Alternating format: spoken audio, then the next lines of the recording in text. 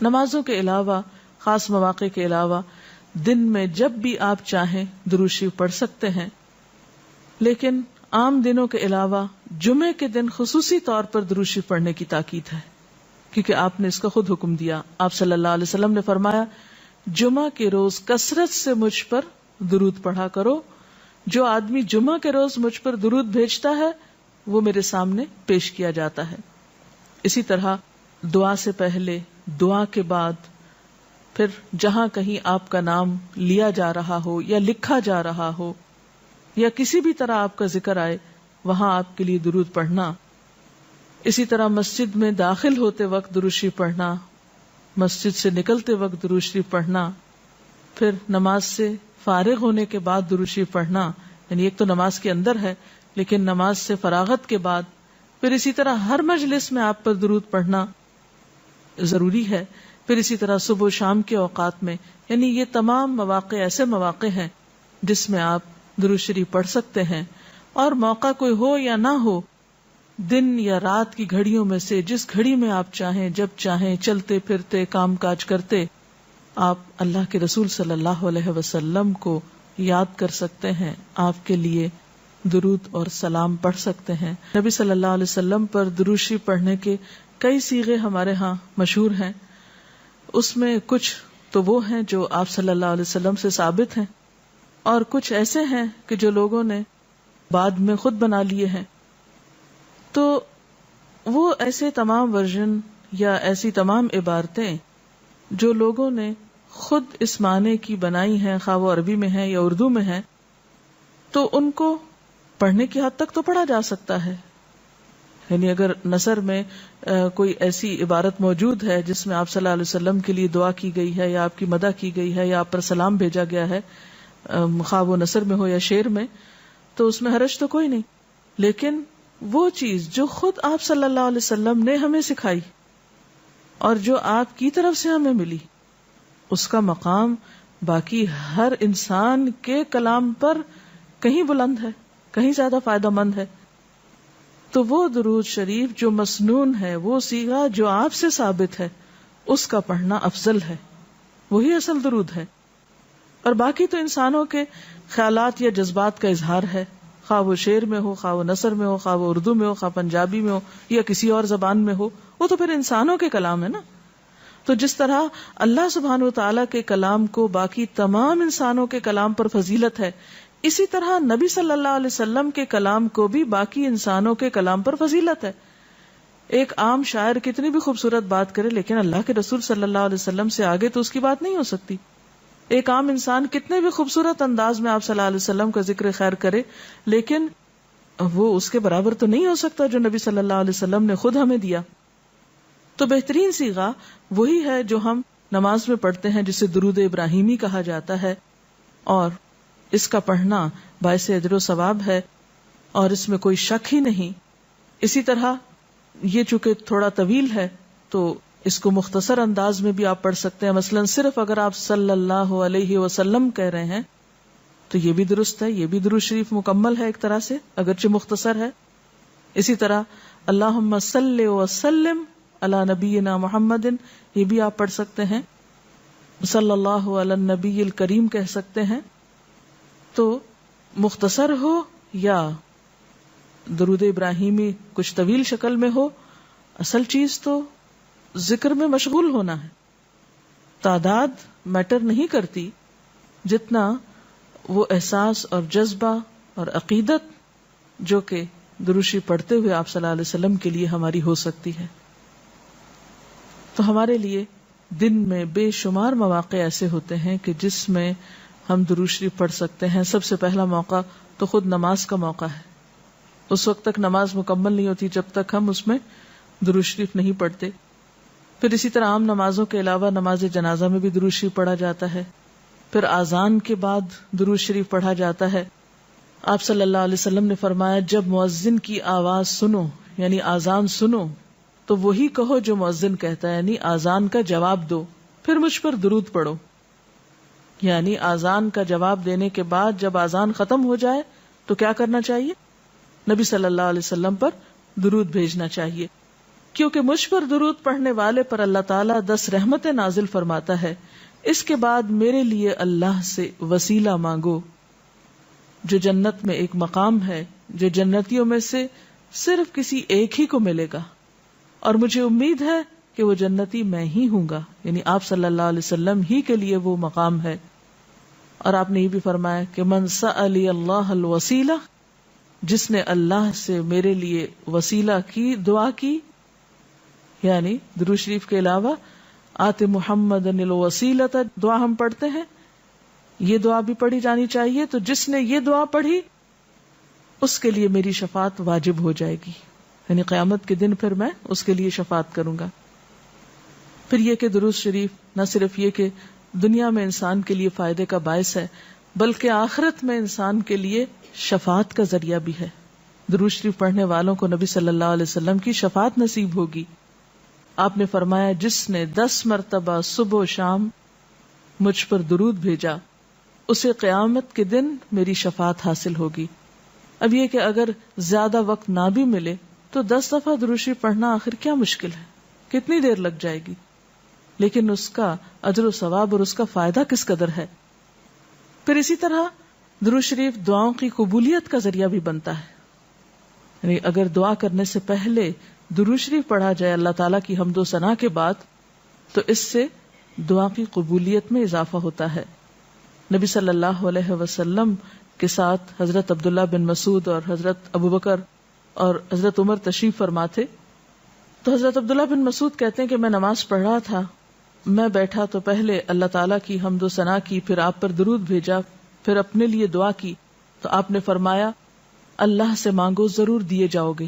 یعنی جس طریقے سے تم نے دعا کی ہے کہ پہلے اللہ تعالیٰ کی حمد و ثنا کی ہے، پھر درود شریف پڑھا ہے، تو اب جو بھی تم دعا مانگو گے وہ دعا قبول ہوگی. پھر اسی طرح ہم دیکھتے ہیں کہ درود شریف نیکیوں کا دروازہ کھولتا ہے، نیکیوں میں اضافے کا ذریعہ بنتا ہے. آپ نے فرمایا جس نے مجھ پر ایک دفعہ درود بھیجا اللہ تعالیٰ اس کے نامہ اعمال میں 10 نیکیاں لکھے گا. پھر اسی طرح فرشتوں کی دعائیں آتی ہیں اس شخص کے لیے جو درود شریف پڑھتا ہے. رسول اللہ صلی اللہ علیہ وسلم نے فرمایا جب تک کوئی مسلمان مجھ پر درود بھیجتا رہتا ہے اس وقت تک فرشتے اس کے لیے دعائیں رحمت کرتے رہتے ہیں. یعنی آپ درود شریف پڑھیں تو فرشتے آپ کے لیے دعا کرنے میں لگ جاتے ہیں. اب جو چاہے کم پڑھے اور جو چاہے زیادہ پڑھے، یعنی کتنی دعائیں چاہیے اس کو. دیکھیں ہم عام طور پر کتنا کہتے ہیں دوسروں سے کہ پلیز ہمارے لیے دعا کیجئے، ہمیں دعا میں یاد رکھیے، دوسروں کی ایک طرح سے منت سماجت کر رہے ہوتے ہیں. لیکن کتنا آسان طریقہ ہے فرشتوں کی دعائیں لینے کا کہ انسان درود شریف پڑھنا شروع کر دے. اور وہ شخص جو درود نہ پڑھے وہ صرف اپنے آپ ہی کو نقصان دیتا ہے. اس لیے کہ درود شریف نہ پڑھنا انسان کے بخیل ہونے کی علامت ہے. آپ صلی اللہ علیہ وسلم نے فرمایا جس کے سامنے میرا نام لیا جائے اور پھر وہ مجھ پر درود نہ پڑھے تو وہ بخیل ہے. اس سے یہ بات بھی پتہ چلتی ہے کہ اگر ہم خود درود شریف نہیں بھی پڑھ رہے لیکن اگر کوئی اور آپ کا ذکر خیر کر رہا ہے یا کوئی اور درود شریف پڑھ رہا ہے اور اگر وہ بلند آواز میں پڑھ رہا ہے تو ہمیں بھی آپ کا نام سنتے ہی دل میں درود شریف پڑھنا ہوگا. یہ بھی آپ کے ادب میں سے ایک ہے. اور قیامت کے دن اس شخص کے لیے جو درود نہ پڑھے، درود کا نہ پڑھنا حسرتوں کا باعث ہوگا. حضرت ابو ہریرہ رضی اللہ تعالی عنہ کہتے ہیں کہ رسول اللہ صلی اللہ علیہ وسلم نے فرمایا جس مجلس میں لوگ اللہ کا ذکر نہ کریں، یعنی اکٹھے ہوئے ہیں دنیا بھر کی باتیں کی لیکن اللہ سبحانہ وتعالی کی کوئی بات نہیں کی، اور نبی صلی اللہ علیہ وسلم پر درود نہ بھیجیں، یعنی نہ تو اللہ کا ذکر کیا اور نہ ہی آپ پر درود بھیجا، وہ مجلس قیامت کے دن انسان کے لیے حسرت کا باعث ہوگی. انسان اس پر پچھتائے گا، خواہ وہ اپنے نیک اعمال کے بدلے میں جنت میں چلا ہی جائے. یعنی ایک شخص جنت میں بھی پہنچ گیا لیکن اس کو ایسی مجلسوں پر حسرت ضرور ہوگی جس میں اس نے اللہ کا ذکر اور رسول اللہ صلی اللہ علیہ وسلم پر درود نہ بھیجا ہوگا. اور اگر دیکھا جائے تو انسان کے اعمال میں ایسی کوتاہی اور غفلت بسا اوقات جنت سے محرومی کا سبب بھی بن جاتی ہے. آپ صلی اللہ علیہ وسلم نے فرمایا جو مجھ پر درود پڑھنا بھول گیا اس نے جنت کا رستہ کھو دیا. یعنی جس نے اتنی غفلت برتی کہ کبھی آپ کا ذکر ہی نہیں کیا اور کبھی آپ کے لیے دعا ہی نہیں کی اور کبھی آپ کے لیے درود ہی نہیں پڑھا, تو اس نے اپنے لیے کیا کمایا؟ ان اللہ وملائکتہ یصلون علی النبی یا ایھا الذین آمنوا صلوا علیہ وسلموا تسلیما, کہ اللہ اور اس کے فرشتے نبی صلی اللہ علیہ وسلم پر درود بھیجتے ہیں. اے لوگو جو ایمان لائے ہو, تم بھی ان پر درود و سلام بھیجو. تو رسول اللہ صلی اللہ علیہ وسلم کے ذکر کا, آپ کی یاد کا بہترین طریقہ آپ پر درود بھیجنا ہے, آپ کے لیے دعائے رحمت کرنا ہے. وہ عظیم ہستی جس پر اللہ رب العزت کی رحمت برستی ہے, جس کا ذکر اللہ سبحانہ و تعالی فرشتوں میں کرتے ہیں, جن پر فرشتے دعائے رحمت بھیجتے ہیں, آخر ان کا ذکر اور ان پر درود و سلام میں اور آپ کیوں نہ بھیجیں گے؟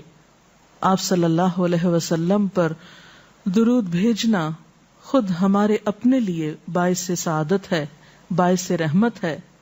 آپ صلی اللہ علیہ وسلم اس کے محتاج نہیں. مشرق ہو یا مغرب, شمال ہو یا جنوب, دنیا کے گوشے گوشے میں آپ کا ذکر خیر ہو رہا ہے, دن رات, آذانوں میں, نمازوں میں, جہاں جہاں آپ کا نام لیا جائے. لیکن اگر ہم درود شریف پڑھتے ہیں تو اس کا فائدہ خود ہم ہی کو پہنچتا ہے, ہمارے اپنے لیے باعث رحمت ہے. تمام غموں, دکھوں, تکلیفوں, مصیبتوں اور پریشانیوں سے نکلنے کا راستہ ہے, درجات کی بلندی کا ذریعہ ہے. رسول اللہ صلی اللہ علیہ وسلم نے فرمایا, جس نے مجھ پر ایک بار درود بھیجا اللہ تعالیٰ اس پر 10 مرتبہ رحمتیں نازل فرمائے گا. ایک بار درود پڑھنے کا اجر و ثواب, اس کے 10 گناہ معاف فرمائے گا. یعنی صرف 10 رحمتیں نہیں, 10 گناہوں کی بخشش بھی ہوگی اور 10 درجے بلند فرمائے گا, یعنی درجات کی بلندی بھی. اسی طرح درود شریف آپ صلی اللہ علیہ وسلم سے قربت کا ذریعہ بھی ہے. حدیث پاک میں آتا ہے, قال رسول اللہ صلی اللہ علیہ وسلم اول الناس بی یوم القیامت اکثرهم علی صلاۃ, قیامت کے روز مجھ سے سب سے زیادہ قریب لوگ وہ لوگ ہوں گے جو دنیا میں سب سے زیادہ مجھ پر درود بھیجنے والے تھے. یعنی قیامت کے دن آپ کا قرب بھی درود شریف کی وجہ سے نصیب ہوگا. پھر اسی طرح اگر انسان کوئی اور دعا نہ بھی کر سکے, غم, دکھ اور تکلیف کی حالت میں صرف درود شریف بھی پڑھتا رہے تو اسے ساری دعاؤں سے کفایت کر جائے گا. ایک حدیث میں آتا ہے, حضرت ابی ابن کعب رضی اللہ تعالی عنہ کہتے ہیں کہ میں نے آپ صلی اللہ علیہ وسلم سے عرض کیا, اے اللہ کے رسول صلی اللہ علیہ وسلم, میں آپ پر کثرت سے درود بھیجتا ہوں, یعنی بہت زیادہ آپ پر درود بھیجتا ہوں. اپنی دعا میں سے کتنا وقت میں درود کے لیے وقف کروں, یعنی جتنی میں دعائیں مانگتا ہوں ان میں سے کتنے وقت کے لیے درود پڑھا کروں, یعنی آپ پر دعائے رحمت بھیجوں یا آپ کے لیے دعائے رحمت کروں. درود کا مطلب یہی ہوتا ہے. تو آپ صلی اللہ علیہ وسلم نے فرمایا, جتنا تو چاہے. کہتے ہیں کہ میں نے عرض کیا, کیا 1/4 وقت صحیح ہے, 1/4؟ آپ نے فرمایا جتنا تو چاہے, لیکن اگر اس سے زیادہ کر لے تو تیرے ہی لیے بہتر ہے. میں نے عرض کیا آدھا وقت مقرر کر لوں؟ آپ نے فرمایا جتنا تو چاہے, لیکن اگر اس سے زیادہ کر دے تو یہ تیرے ہی لیے بہتر ہے. میں نے عرض کیا 2/3 مقرر کر لوں؟ آپ نے فرمایا جتنا تو چاہے, لیکن اگر زیادہ کرے تو تیرے ہی لیے بہتر ہے, یعنی تجھی کو اس کا فائدہ ہوگا. میں نے عرض کیا میں اپنی ساری دعا کا وقت درود کے لیے وقف کرتا ہوں, یعنی جتنی دیر میں اور دعائیں مانگتا ہوں وہ سارا وقت صرف آپ کے اوپر درود بھیجنے کے لیے وقف کر دیتا ہوں. اس پر آپ صلی اللہ علیہ وسلم نے فرمایا پھر تو یہ تیرے سارے دکھوں اور غموں کے لیے کافی ہوگا اور تیرے گناہوں کی بخشش کا باعث ہوگا. گویا اگر کوئی شخص دعا نہ بھی مانگ سکے, اس میں بعض اوقات انسان کی ڈپریشن، غم، دکھ، تکلیف اور پریشانی کی وجہ سے ایسی حالت ہو جاتی ہے کہ انسان اپنے آپ کو بھی بھول جاتا ہے، اسے کوئی راستہ نظر نہیں آتا، اسے سمجھ ہی نہیں آتا کہ وہ مانگے بھی تو کیا مانگے۔ بعض مسائل زندگی میں ایسے ہوتے ہیں، بعض پریشانیاں اس طرح انسان پہ آ پڑتی ہیں کہ انسان ہوش و حواس کھونے لگتا ہے۔ ایسے میں اسے کہاں یاد رہے گا کہ وہ کیا مانگے اور کیا نہ مانگے؟ تو ایسی صورت میں درود شریف اس کے لیے سارے غموں، دکھوں اور تکلیفوں سے نجات کا ذریعہ بن جائے گا۔ پھر آپ دیکھیے کہ آپ صلی اللہ علیہ وسلم پر درود بھیجنے والے کے لیے اللہ تعالی کی طرف سے سلامتی کا وعدہ ہے۔ حضرت عبد الرحمن بن عوف رضی اللہ تعالیٰ عنہ فرماتے ہیں کہ رسول اللہ صلی اللہ علیہ وسلم ایک روز گھر سے نکلے اور کھجوروں کے ایک باغ میں داخل ہوئے، صحابہ کرام ساتھ تھے، اور وہاں آپ نے بہت طویل سجدہ کیا، دیر تک سجدے میں پڑے رہے، حتیٰ کہ مجھے اندیشہ ہوا کہ کہیں اللہ تعالیٰ نے آپ کی روح تو نہیں قبض کر لی، یعنی اتنی دیر ہو گئی ہے سجدے میں، اتنا لمبا سجدہ ہے اور آپ اٹھ ہی نہیں رہے، خیریت تو ہے؟ یعنی ان کو فکر لاحق ہوئی۔ تو حضرت عبد الرحمن بن عوف کہتے ہیں کہ میں رسول اللہ صلی اللہ علیہ وسلم کی طرف دیکھ ہی رہا تھا کہ آپ نے سر اٹھایا، یعنی جب میری فکر سے یہ حالت تھی تو آپ نے سر اٹھا دیا اور فرمایا کیا بات ہے، کیوں پریشان ہو؟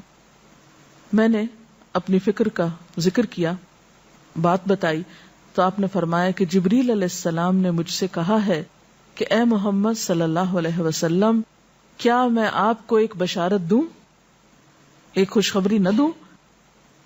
اللہ کریم فرماتا ہے جو شخص آپ پر درود بھیجے گا میں بھی اس پر رحمت نازل کروں گا، اور جو آپ پر سلام بھیجے گا میں بھی اس پر سلام بھیجوں گا۔ گویا جو شخص رسول اللہ صلی اللہ علیہ وسلم پر سلام بھیجتا ہے، جواب میں اس کے لیے اللہ کا سلام آتا ہے۔ اس سے بڑھ کر انسان کے لیے سعادت اور خوش قسمتی کی اور کیا بات ہو سکتی ہے؟ اللہ تعالی ہمیں ان لوگوں میں شامل کرے جو کثرت سے آپ پر درود بھیجتے ہیں۔